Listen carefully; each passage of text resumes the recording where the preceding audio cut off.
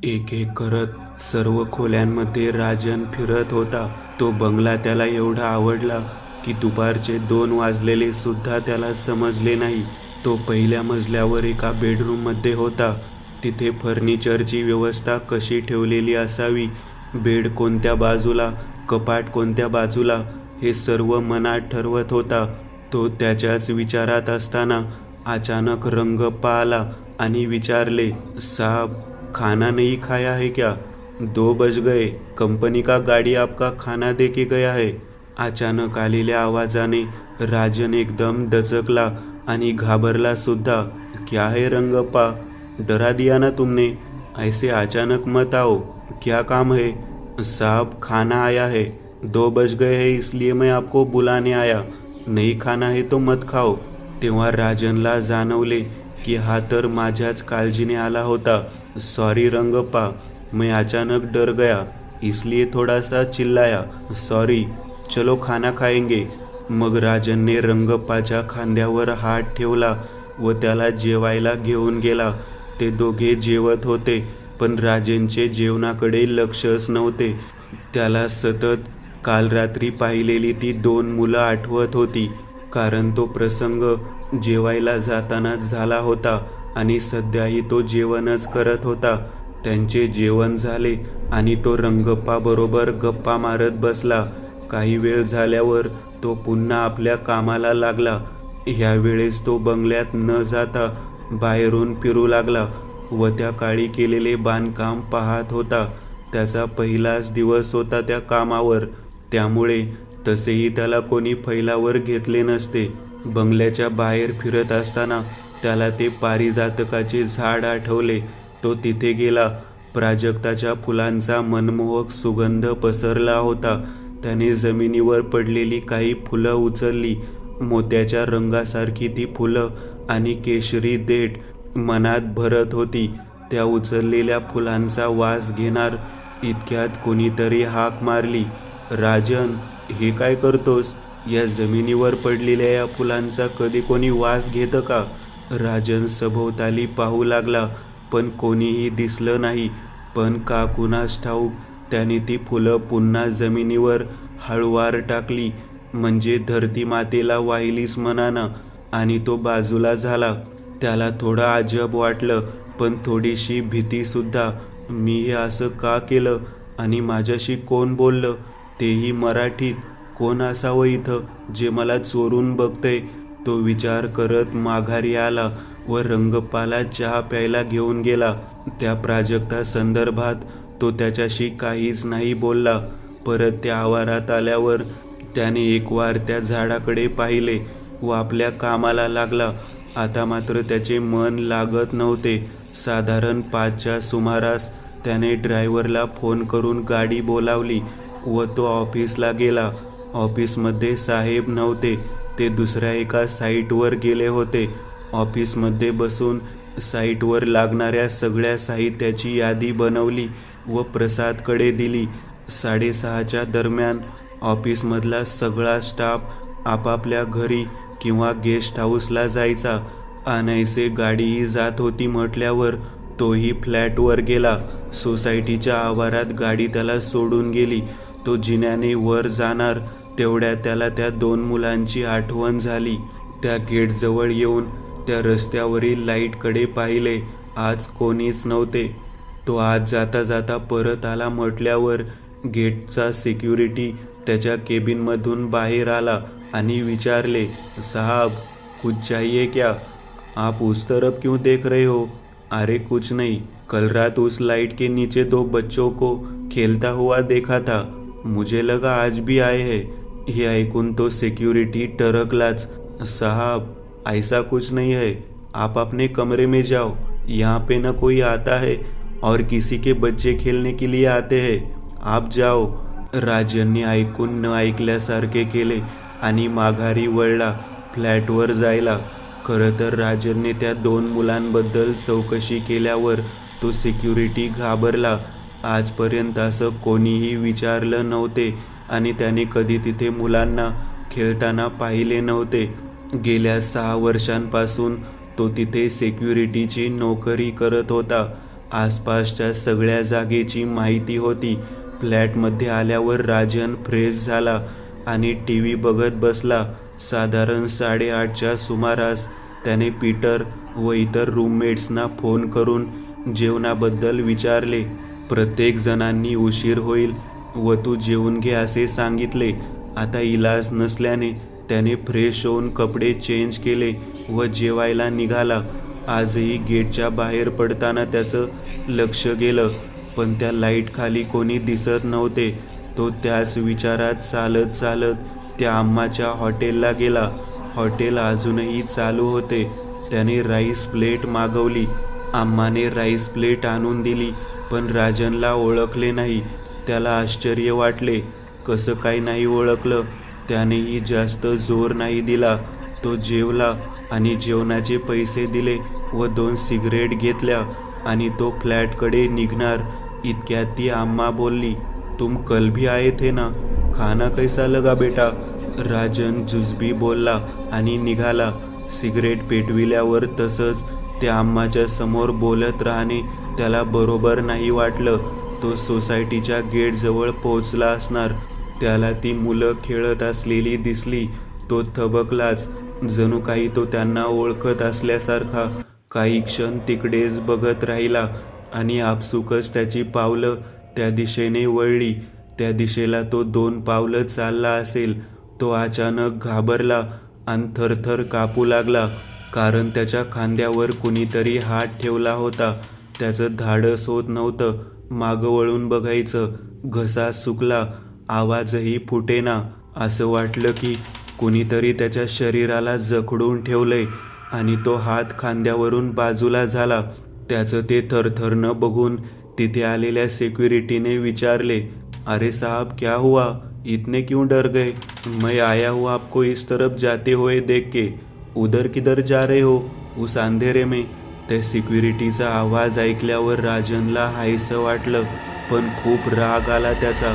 असं गुपचूपपणे अचानक मागे येऊन सरळ खांद्यावर हात ठेवला. हाक मारली असती तर चालला असतं ना.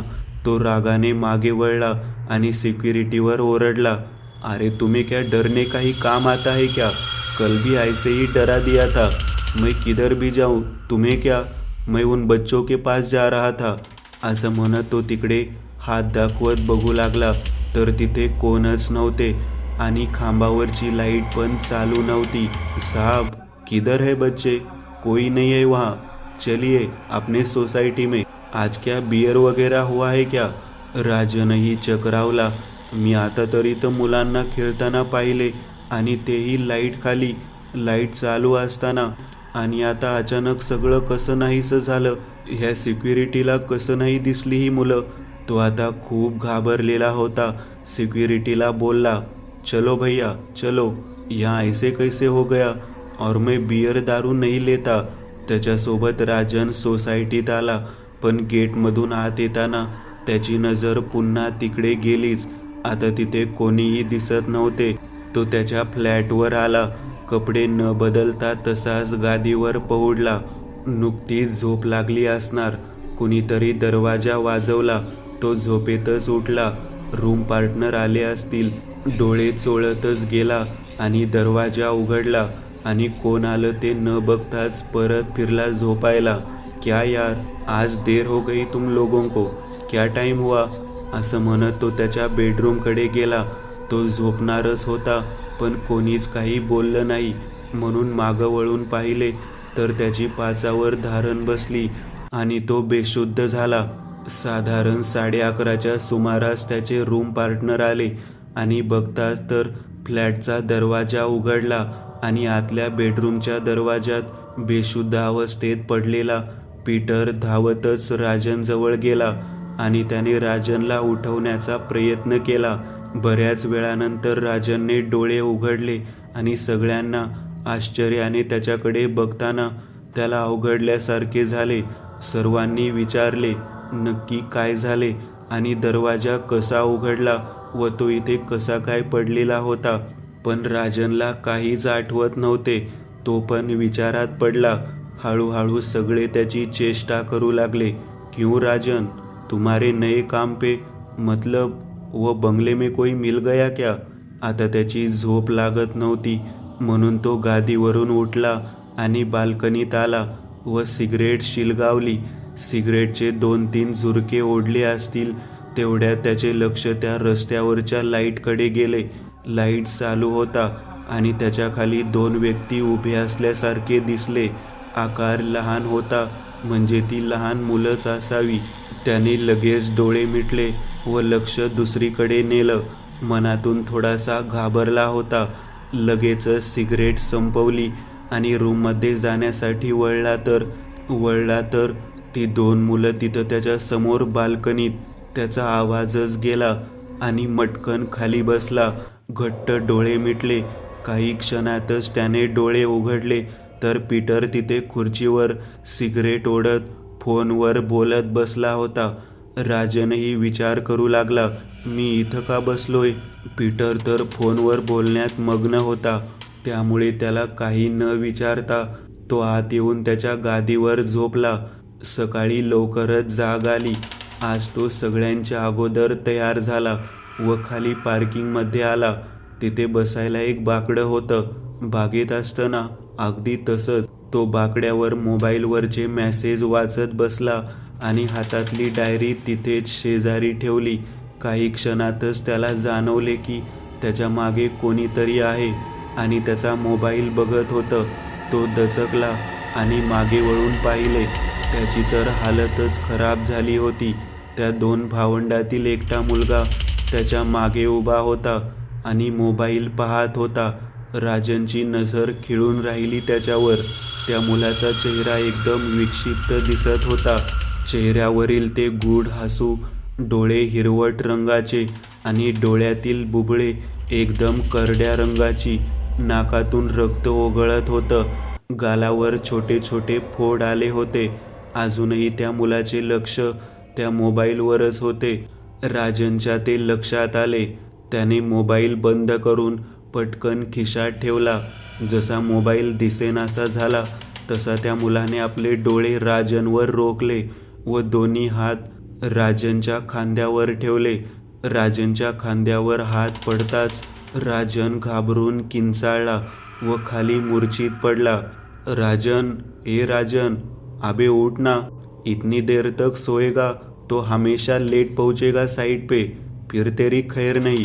अपना पीएम है ना, वो इस मामले में बहुत हरामी है. सभी स्टाफ साइट पे बराबर टाइम पे पहुंचना चाहिए. पीटर त्याला उठवत होता.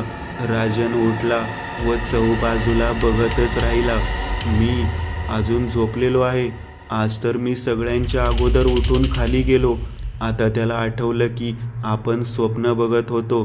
किती भयानक स्वप्न होतं ते. त्याने पीटरला सांगण्याचा प्रयत्न केला, पण तो पीटर आपल्याच नादात निघून गेला. बराच उशीर झाला होता. राजनने अर्ध्या तासात सगळे आवरलं आणि जाण्यासाठी खाली आला. गाडीमध्ये सगळे त्याची वाट बघत होते. राजन धावतच आला आणि गेटमधून बाहेर जाणार इतक्यात त्याला त्याची डायरी त्या बाकड्यावर दिसली. तो ती डायरी घ्यायला मागे वळणार तोच गाडीचा ड्रायव्हर ओरडला, अरे साहब जल्दी चलो, नहीं तुम्हारी वजह से मुझे गालियाँ खानी पड़ेगी. साला पिछले हफ्ते 2 बार गाली खाई है. इस बार यदि फिर से गाली पड़ गई तो साला मैं कल से सिर्फ 5 मिनट रुकेगा. सब लोग आए तो ठीक, नहीं तो मैं सीधा ऑफिस निकल जाएगा. राजनने धावतच ती डायरी उचलली आणि गाडीत बसला. ऑफिसला पोहोचेपर्यंत तो त्या डायरीचा विचार करत होता. ऑफिसला पोहोचल्यावर साहेबांना भेटला. कालचा एकूण कामाचा रिपोर्ट सांगितला व त्याच्या साईटवर म्हणजे त्या बंगल्यावर निघाला. गाडी त्याला बंगल्याच्या अगदी जवळच सोडून गेली. तो गेटमधून आत जाणार इतक्यात रंगप्पा हाक मारत आला. तो तिथेच बंगल्यासमोरच्या टपरीवर चहा पीत होता. गाडी बघताच पळतच आला होता. साहब, बड़े साहब आज नहीं आए क्या? वो कल अपनी किताब यही भूल गए थे. मैं आपके पास देता हूँ. शाम को ऑफिस जाओगे तो दे देना. राजन ते पुस्तक घेतलं आणि गेटच्या आत आला. आत आल्या आल्या एकदम त्याला काहीतरी जाणवलं, जसं कोणीतरी त्याची आतुरतेने वाट पाहत आहे. एक कुठली तरी आंतरिक ओढ त्याला तिथे घेऊन आली आहे.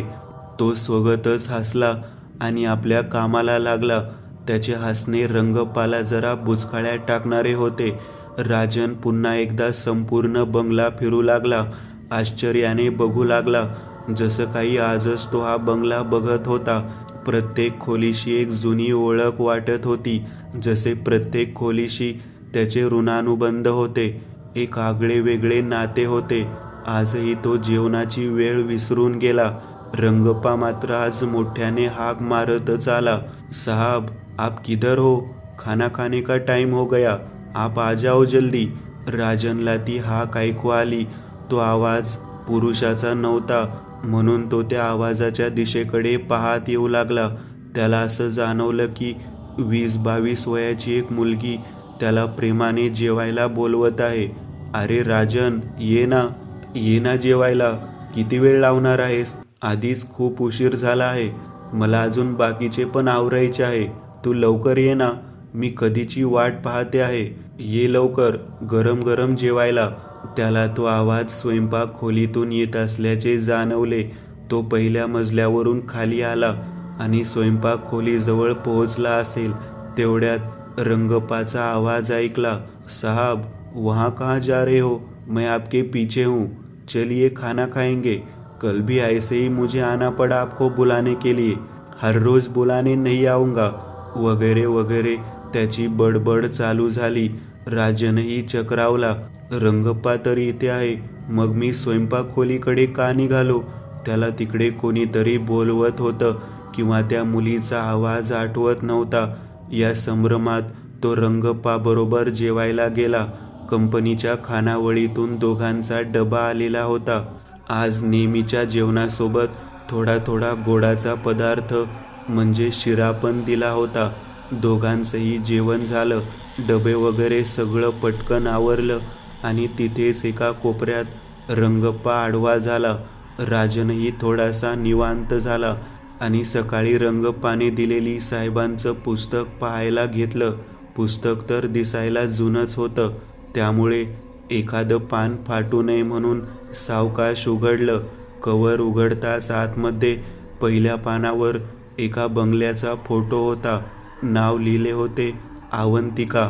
त्याने ते पुस्तक वाचायला सुरुवात केली. जसजसा तो एक एक पान उलगडत होता तसा हळूहळू त्याला जाणवलं की पुस्तकातील बंगल्याचं वर्णन केलं होतं ते तो ज्या बंगल्याचं रूप बदलायला आला होता त्याच्याशी तंतोतंत जुळत होतं.